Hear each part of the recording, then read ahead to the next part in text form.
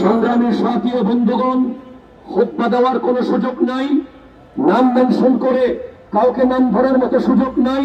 শুধু আমার উস্তাদ আল্লামা আবুল কাসেম মোহাম্মদ ফজলুল হক হুজুরের নেতৃত্বে আমাদের উস্তাদগণকে সামনে নিয়ে আমরা একটা কথা আপনাদেরকে জানাতে চাই।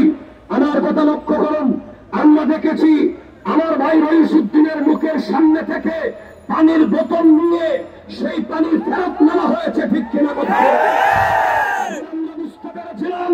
আবার বুঝতে পেরেছি, শুধু আমরা নই, গোটা বাংলার প্রজন্ম বুঝতে পেরেছে, গোটা বাংলার আহলে হক বুঝতে পেরেছে। আমরা যারা হকের পক্ষে কথা বলি, আমরা যারা সত্যের পক্ষে কথা বলি, আমরা যারা কোরআন সুন্নাহর পক্ষে কথা বলি, আমরা যারা জালেমের বিরুদ্ধে কথা বলি, আমাদের জন্য কারবালায়ও পানি নয়, কারাগারেও পানি নয়। আমাদের জন্য কারবালায় পানি নাই, কারাগারেও পানি নাই। এরপরেও আমরা অটল থাকবো।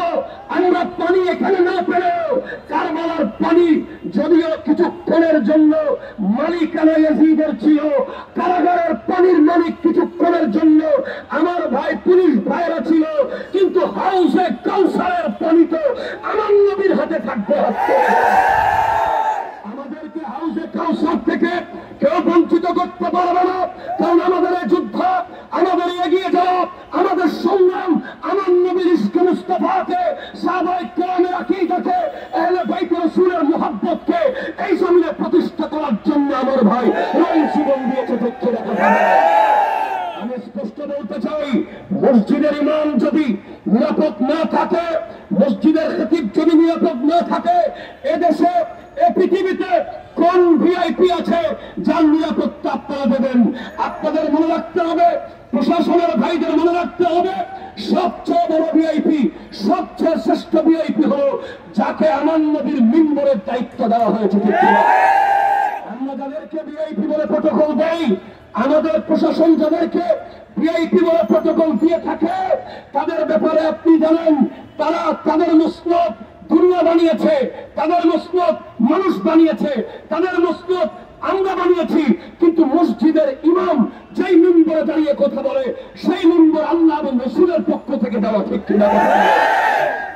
আমি আজকের এই প্রেস ক্লাব থেকে জোরালো আবেদন জানাচ্ছি, উদাত্ত আহ্বান জানাচ্ছি, দাবি জানাচ্ছি, রইসুদ্দিন হত্যার বিচার নিশ্চিত করার পরে প্রত্যেকটা ইমামকে, প্রত্যেকটা খতিবকে ভিআইপি প্রটোকল দিয়ে মসজিদে নিতে হবে, মসজিদ থেকে বের করতে হবে, ঠিক কিনা? আমরা বাইতুল্লাহ শরীফে দেখেছি, মসজিদ আন-নববীতে দেখেছি, একজন ইমামকে সেনাবাহিনীর ভাইরা, পুলিশের ভাইরা প্রটোকল দিয়ে নিয়ে আসে, প্রটোকল দিয়ে নিয়ে যায়।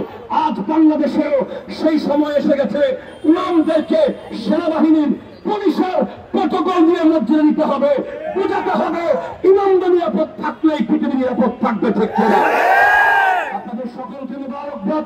আজকে বাংলার যেখানে যেখানে প্রোগ্রাম হচ্ছে, আমাদের চট্টগ্রাম জমিয়তুল ফালাহ থেকে শুরু করে, আমাদের হাইকোর্ট থেকে শুরু করে সারা বাংলার আহলে সুন্নাত ওয়াল জামাতের অনুসারীরা আজ একসাথে এক প্ল্যাটফর্মে এসে রইসুদ্দিন হত্যার বিচারের দাবিতে মাঠে নেমেছে। এই বিচার যদি আদালতে না হয়, আমরা রাজপথ থেকে বিচার আদায় করে ছাড়বেন। সাথে থাকবেন কিনা হাত করে দেন।